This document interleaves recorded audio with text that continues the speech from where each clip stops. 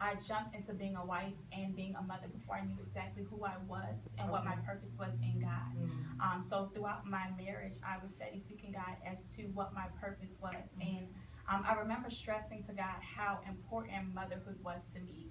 I saw a lot of instances where families will fall apart because the weight of ministry or the weight of church or the weight of always being absent but being in the church. Okay. And so I stressed to God, God, I want to serve you, but I don't want to forsake my children for it. I kept that burden as far as ministry and motherhood. Yeah. And I heard God whisper to me one night, mothers in ministry. Wow. Yeah. Wow. Listen, you said something profound. As you know, of course, I'm married to a pastor, Yeah. and I have two children. And so one of the things that is always on my mind is, am I giving enough time here? Do I have enough time here?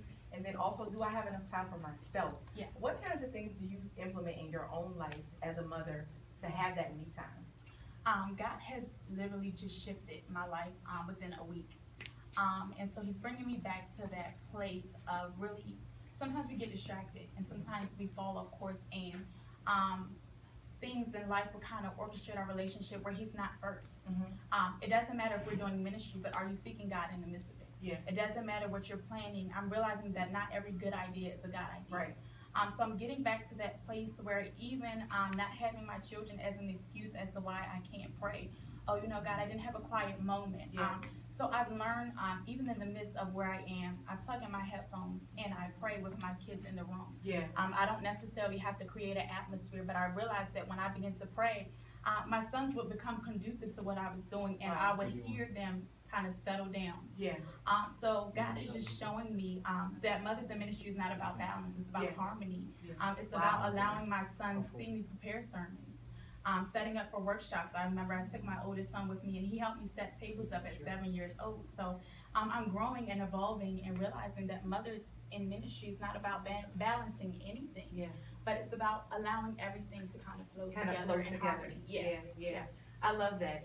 Talk to me about any advice you would give to moms who are trying to live in that harmony, trying to find that place of flow, right, where everything is flowing. Because I always say that it's true. In the beginning, I thought that it was about balancing, and I thought that it was about making sure, again, that I have enough time here and enough time here. But just recently, the last few months, I've learned what it feels like to be in a flow and to know what to put down at a certain moment and then what to pick up. So what kinds of things do you implement in your life? And I know you have the vision book, which is extremely helpful. Talk to me about that.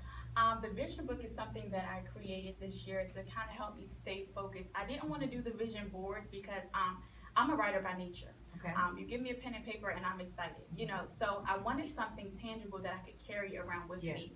Where at any random moment when an idea strikes me, I can write it down. Versus the vision board, it's home, you have to get back home, you might have to write something, but I kind of want to flow in the moment. Okay. So for me, what I do again is I've learned to stop comparing myself to other people. What my flow looks like, it may not be your flow.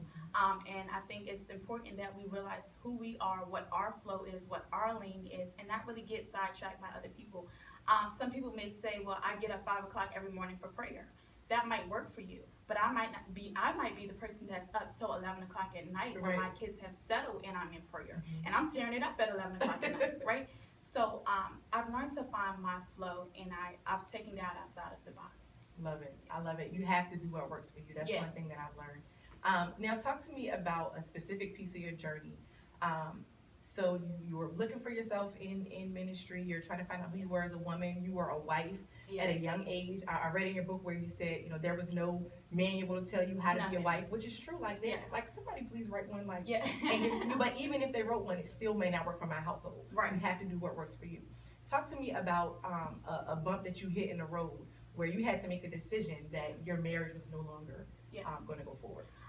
That was a very tough decision that I had to make. It was a very tough place